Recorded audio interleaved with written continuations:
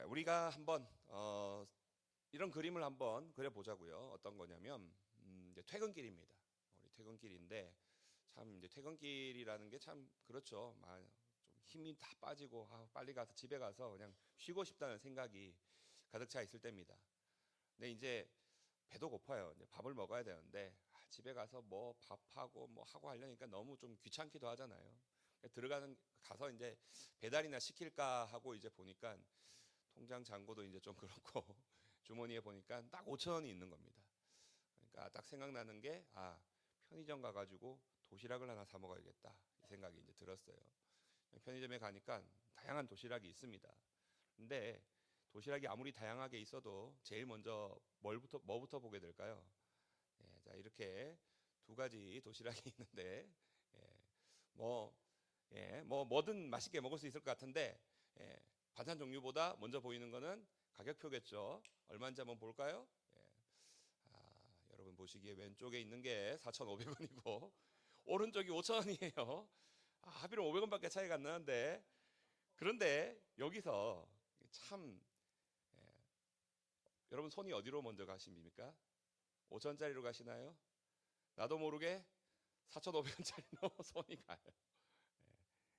뭐 4,500원이 더 맛있어 보인다 뭐 이런 게 아니라 뭐 사실 고작 500원 차이인데 나도 모르게 더 싼 걸 500원 더 싼 거에 손이 이렇게 가게 되더라는 겁니다. 가지고 나오는 길에 여러분 마음이 어떠실 것 같아요?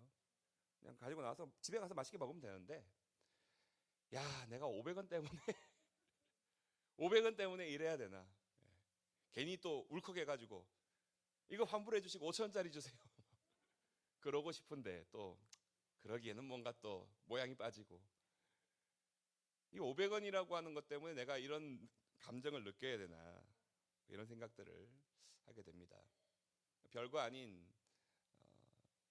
내용이지만 사실 우리가 이런 생각들을 하게 되는 이유가 있습니다. 이 사회를 성과 사회라고 부릅니다. 내가 얼마만큼의 성과를 이루었느냐, 어떤 업적을 이루었느냐, 얼마만큼의 연봉을 받느냐, 몇 평짜리 아파트에 사느냐, 뭐 이런 걸로 나누게 돼요. 요즘에 초등학생들이요, 그런 걸로 자기들끼리 급을 나눕니다. 뭐냐면요, 어떤 아파트에 사느냐, 몇 평짜리 아파트 사느냐. 나는 30평짜리가 산다. 옆에 있는 애가 나는 40평짜리 산다. 그럼 괜히 30평짜리가 막 주눅이 들어요. 애들이 그게 뭐라고 그거에 막 합니까? 뭐 심지어 요즘에는 이제 아파트 브랜드 막 따지죠. 나는 저 푸르지 땡 산다. 나는 롯데 성에 산다. 뭐 이러면서 뭐 아이들끼리 실제로 여러분 제가 그냥 장난으로 하는 말이 아니고요. 그러니까 어른들이 얼마나 그러면 아이들까지 그러겠습니까? 숫자로 드러나는 걸로 나의 어떤 급이 정해지고 그걸로 내가 어떤 가치를 가지고 있다. 4천만 원짜리 연봉을 받는 사람의 인생, 뭐 5천만 원짜리의 인생, 뭐 그런 걸로 이렇게 급을 나누게 되고 그 속에서 어떤 압박을 느끼게 되는 것이 우리들의 어떤 모습이라는 겁니다.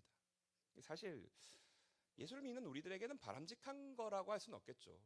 로마서 12장 2절에는 너희는 이 세대를 본받지 말고라고 했습니다. 이 세대를 본받지 말고 했는데 제가 여러분을 정죄하는 게 아니라 사실은 사람들 틈바구니에 이렇게 있다 보면 늘 듣는 게 그런 거잖아요. 늘 듣는 게 그런 얘기입니다. 그래서 돈에 대해서 뭐 내가 어떤 업적을 이루냐에 대해서 막 따집니다. 돈이라는 것에 막 엄청 민감하게 되고요. 최근에 김해에서 로또 당첨자가 나왔습니다. 두 번째라더라고요. 근데 제가 더 놀라운 사실을 알았습니다. 그 1등 당첨자가 같은 데서 샀어요. 그러니까 두 명의 1등 당첨자가 같은 곳에서 샀어요. 저희 동네에 있습니다. 저희 동네에 있어요. 저 어디라고 말 안 할게요. 아마 여러분 여러 기지 알아보고 야 우리 로또 사러 갈까? 라는 이야기를 저희 아내랑 저랑 얘기하면서도 했습니다. 울컥하죠. 야, 그 돈이 있으면 진짜 막 인생이 바뀔 것 같고 막 그런 마음이 듭니다. 세상에서 보고 있는 어떤 점수판이라는 게 있고 그런 걸로 평가를 받고 있다 보니까 돈에 대해서 더 민감해지고 더 그렇게 되는 겁니다. 그런데 오늘 말씀은 그런 세상의 평가, 세상의 점수가 아니라 세상이 우리를 어떻게 보느냐, 얼마짜리 연봉을 받느냐, 몇 평짜리 아파트에 사느냐, 그런 식의 평가가 아니라 다른 곳에서의 평가를 이야기하고 있습니다. 9절 말씀을 보게 되면 그 안에서 발견되려 함이니, 그 안에서 발견된다. 여기서 발견된다는 것은 내가 보는 게 아니라 누가 볼까요? 하나님이 보시는 거죠. 세상이 보는 게 아닙니다. 사실 내가 나 자신을 볼 때, 여러분 내가 나 자신을 볼 때 그 기준이라는 게 세상의 기준으로 많이 봐요. 조금 전에 말씀드렸던 그런 것들. 내가 이만큼의 인생, 나는 이렇게 살고 있는데 스스로의 어떤 평가들을 세상의 기준으로 하게 되는데 하나님이 우리를 보시는데 어떻게 보신다고 되어 있습니까? 다시 한번 보기를 원합니다. 어디서 보냐? 어디서 발견이 되냐? 그 안에서. 어디서 발견된다고요? 그 안에서. 그가 뭐겠습니까? 누구겠습니까? 하나님, 예수님. 예수 그리스도 안에서 우리를 보고 계십니다. 우리조차도 하나님의 그 기준으로 보는 게 아니라 세상의 기준 안에서 나를 볼 때가 너무 많잖아요. 세상의 기준에 그 눈으로 나를 보고 계신데 하나님은 나라고 하는 사람을 볼 때에 내가 가지고 있는 뭐 연봉을 얼마 받고 무슨 얼마만큼의 직급을 가지고 그런 거 보는 게 아니라 예수 그리스도 안에서 있는 저와 여러분들을 보고 계시다라고 하는 사실입니다. 여러분 저는 이 말씀을 묵상하면서 계속해서 참 마음이 너무 떨렸어요. 저 스스로도 여러분 앞에서 말씀을 전하는 사람이라고 하면서도 말씀의 기준, 하나님의 기준보다 세상에서 흔히 나를 볼 때 어떻게 볼까? 나를 어떤 식으로 평가할까? 여기에 대해서 끊임없이 고민하고 거기에 민감하게 반응하고 사람들한테 이렇게 보이고 싶어하고 그런 마음들이 가득 차 있는데 오늘 말씀은 예수 그리스도 안에서 내가 발견되기를 원한다라고 표현하고 있는 것입니다. 그리고 9절 말씀을 가만히 읽어보시면요. 그것이 곧 구원입니다. 믿음으로 얻는 구원은 세상에서 발견되는 것이 아니라 하나님께 발견되어질 때 그것을 우리는 구원이라고 말할 수 있는 것입니다. 그런데 하나님께서 나를 보신다? 그게 어쩌다고 이런 생각이 들 수 있어요. 하나님 당연히 보시겠지. 하나님 당연히 보십니다. 하나님 당연히 보시는데 여기서 중요한 거는요.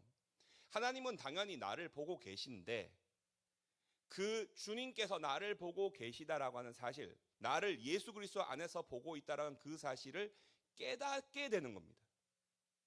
나는 주님이 나를 보고 있다는 사실을 모르진 않아요. 모르진 않습니다.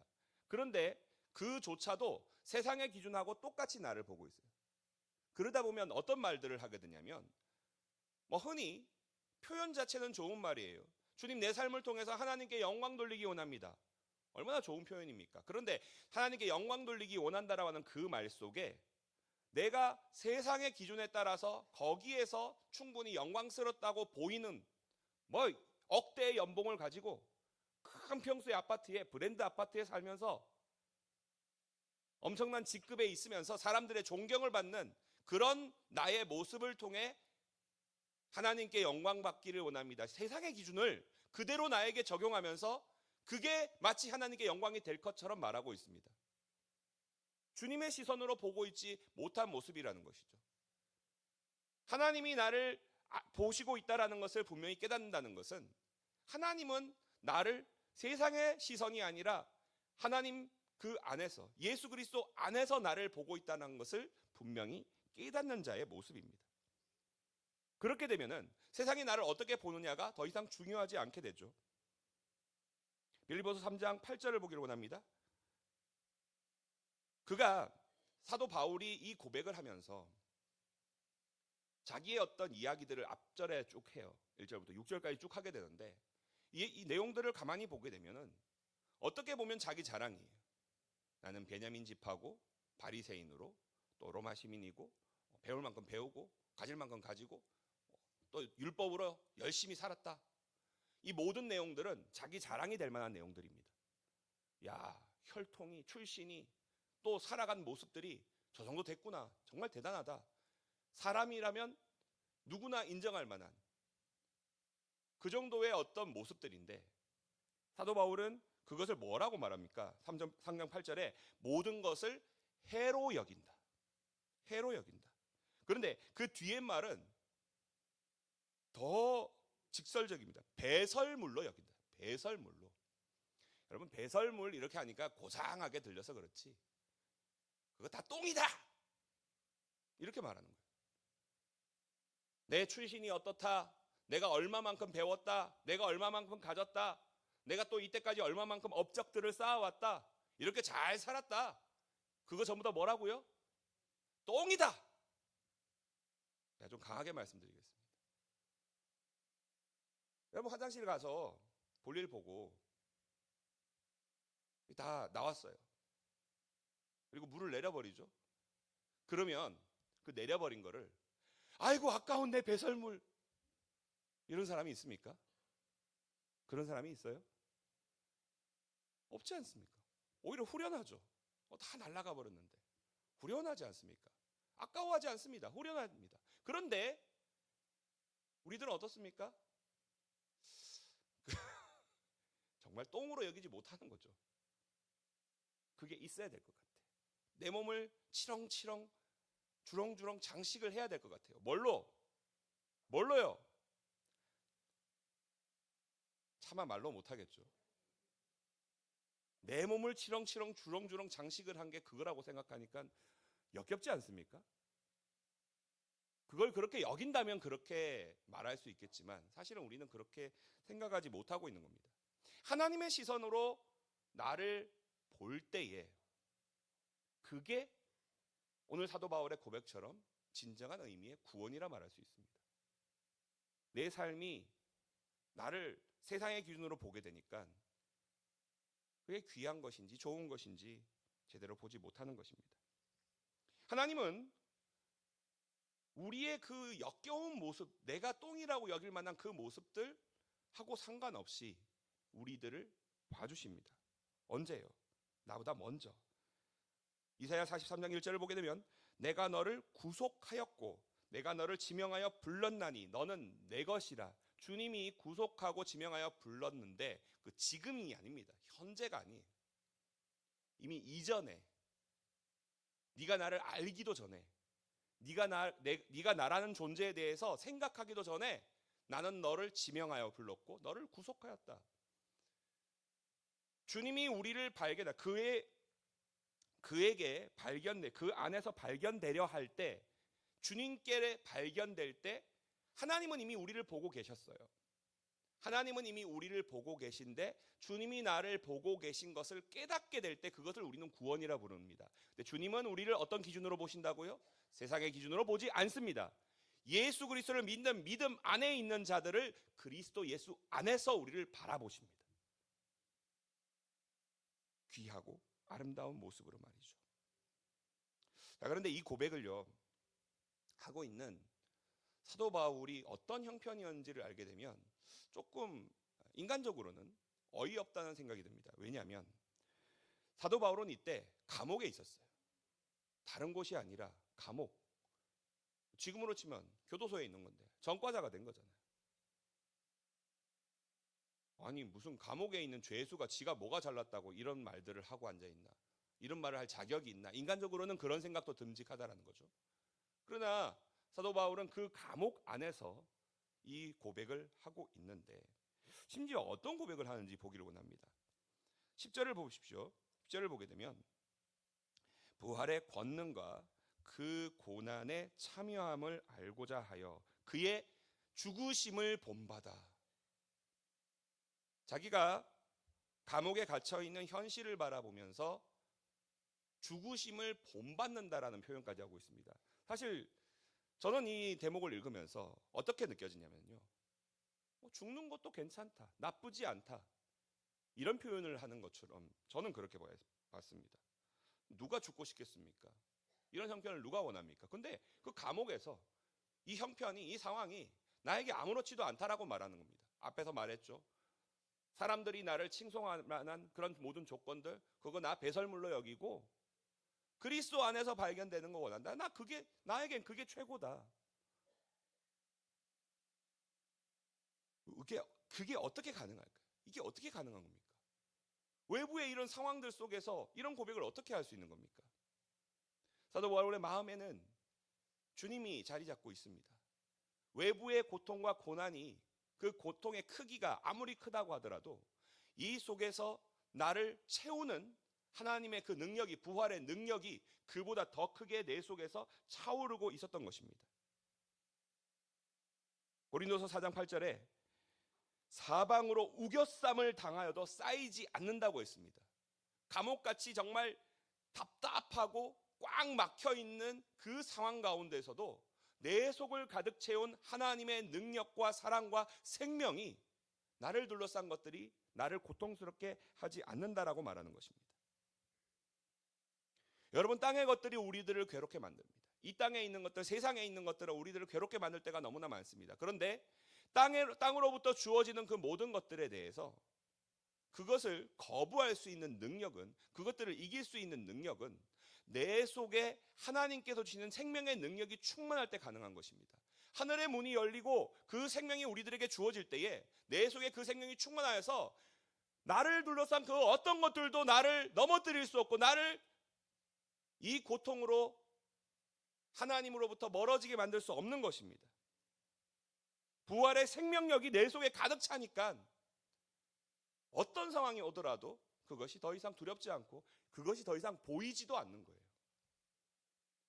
로마서 8장 37절은 이렇게 이야기합니다. 우리를 사랑하시는 이로 말미암아 우리가 넉넉히 이기느니라. 넉넉히 이기느니라. 억지로 버티는 게 아니라는 거예요.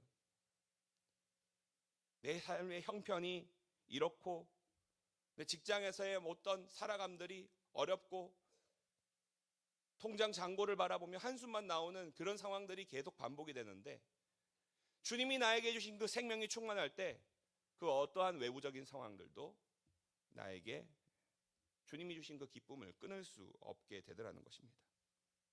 이것이 어떻게 가능했습니까? 주님이 그 안에서 발견되고자 하는 그 마음이 어디서부터 주어진 것입니까? 이미 한번 그 경험이 있잖아요. 언제요? 사도 바울에게는 그것이 다메섹 도상이었습니다.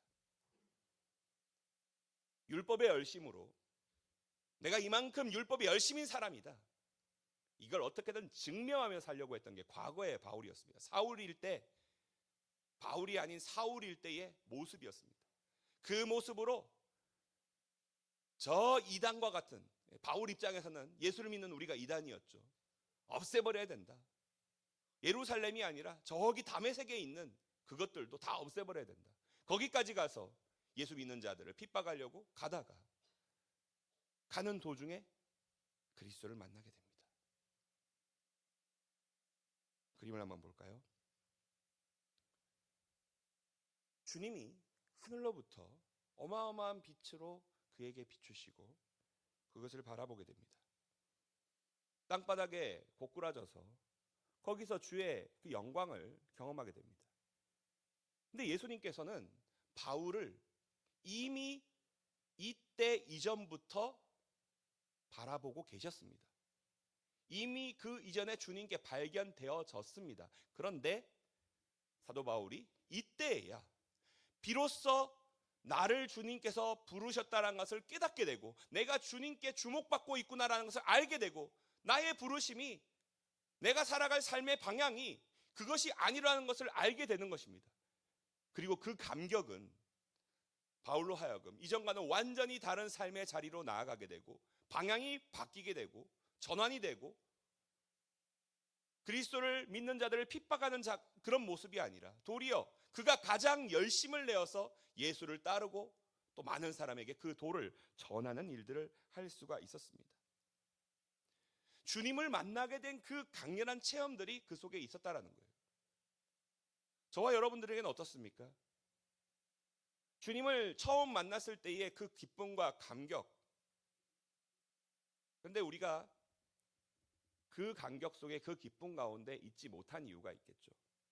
왜 그럴까요? 우리 주위를 둘러싼 세상이 더 커 보이는 겁니다. 내 주위에 있는 것들이 더 커 보입니다. 만약에 바울이 그랬다면 그는 감옥에서 그냥 좌절하고 낭망했을지도 모릅니다.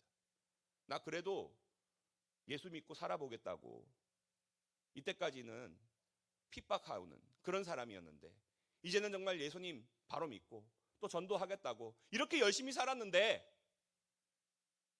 어떻게 나를 하나님께서는 감옥에 보내실 수 있나? 라는 그런 원망도 함직하지 않습니까? 여러분이라면 어떻습니까? 저는 인간적으로 그 생각이 들더라고요. 아니 이때까지 내가 주를 위해서 그렇게 봉사하면서 주를 위하여 교회를 위하여 그렇게 섬기면서 봉사해 왔는데 나를 왜 이렇게 힘들게 만드시나? 그러나 그것은 나를 둘러싼 내 눈에 보이는 현실일 뿐이고 내 마음속에는 주님이 나와 함께 하심에 대한 기쁨, 나를 처음 만나 주셨던 그때의 기쁨과 감격이 있었기에 외적인 상황이 나를 흔들 수 없고 그 속에서도 빌립보 교회의 교인들에게 나는 이런 상황이지만 내 속에 함께 하신 주님이 살아계신다. 그 주님과 함께함으로 나는 기뻐할 수 있다. 거기에 사로잡힌 바가 되기를 원한다.